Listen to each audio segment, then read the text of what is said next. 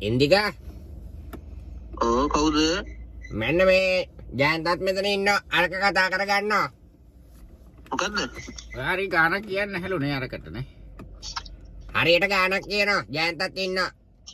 මොකද්ද? ඕකේ ගාන කිව්වනම් ඕක ඉවරයිනේ නේ. ඔය එහෙනම් ඔහෙයි ජයන්තයි මේ ඉන්දිකයි ඕක කතා කරගන්නවා. ඒතර මම මැදිහත් වෙන්න මට කතා කරන්න දෙයක් නැහැ. ඉන්දික ගානක් කියන්න හනි බං ඕකට.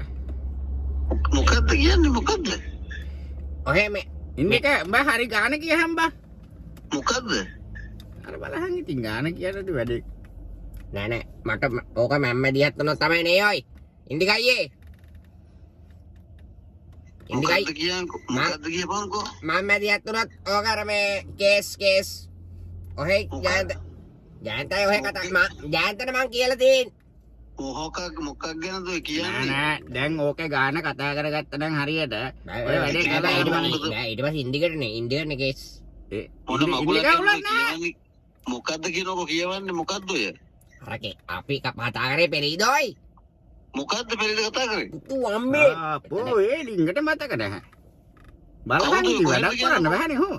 බෑ නෑ මේකයි දැන් ඉන්දිකෝ උනත් ඕක ඒ කියන්නේ කියන්න දැන් ඉන්දිකටනේ කේස් එක යන්නේ. ඔව් ඔව්.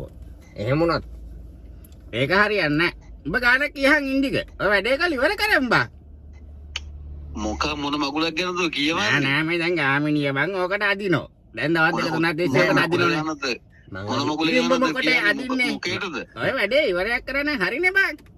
කවුද කියවන්කෝ කවුද? බෑනේ ඉන්දිකටනේ කේස්. ඉන්දික කියන්නවනේ. අනේ ඔන්න හුත්ත තියපල්ලක මම උඹලා මංජන් කියවා. එහෙම ඉන්දික